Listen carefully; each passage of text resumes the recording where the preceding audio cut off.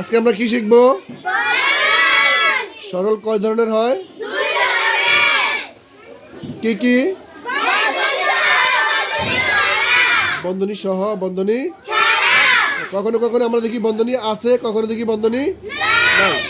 বন্ধনী সহ হয় একরকম, বন্ধনী ছাড়া হচ্ছে আরেক রকম। আচ্ছা, বন্ধনী যদি থাকে তাহলে আমরা কোন বন্ধনীর কাজ আগে করব? তারপর তারপর তৃতীয় বন্ধনী, নাকি?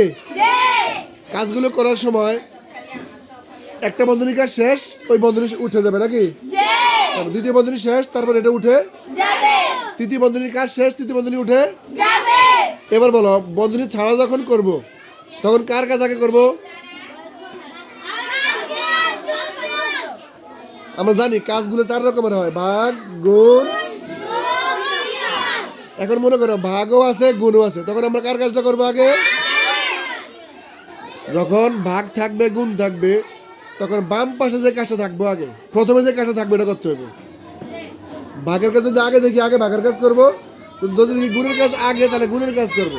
ঠিক আছে? তারপরে যোগ অথবা বিয়োগ। পরে কি করবো? যোগ অথবা বিয়োগ। ঠিক বন্ধনী থাকলে একই অবস্থা। বন্ধনীর ভিতরে, প্রথম বন্ধনীর ভিতরে যদি দেখি ভাগ আছে, গুণ আছে, তখন আগে যে কাজটা আছে আমরা ওটা আগে করবো, নাকি?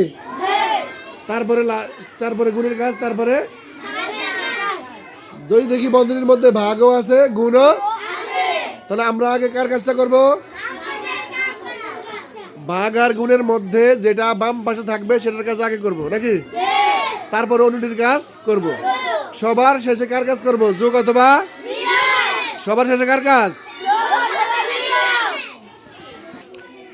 ভাগ ও গুণ থাকলে বাম পাশের কাজটি আগে করব, নাকি? তারপর অন্যটি, তারপর এর অর্থ কি বুঝলা? মনে করো কোন অঙ্কের মধ্যে দেখলা ভাগের কাজও আছে, গুণের কাজও আছে। এখন প্রথমে আছে ভাগ, তারপর আছে গুণ। আমি এখানে কোন কাজটা আগে করব? ভাগের কাজটা আগে করব, পরে গুণেরটা, পরে আবার মনে করো গুণও আছে, ভাগও আছে, আগে কোনটা করব? গুণেরটা, তারপরে সবার শেষে যোগ অথবা। বুঝতে পারছি? এই নিয়ম মতো করলে আর অঙ্ক ভুল হইতো না। ঠিক আছে? বুঝতে পারছো সবাই?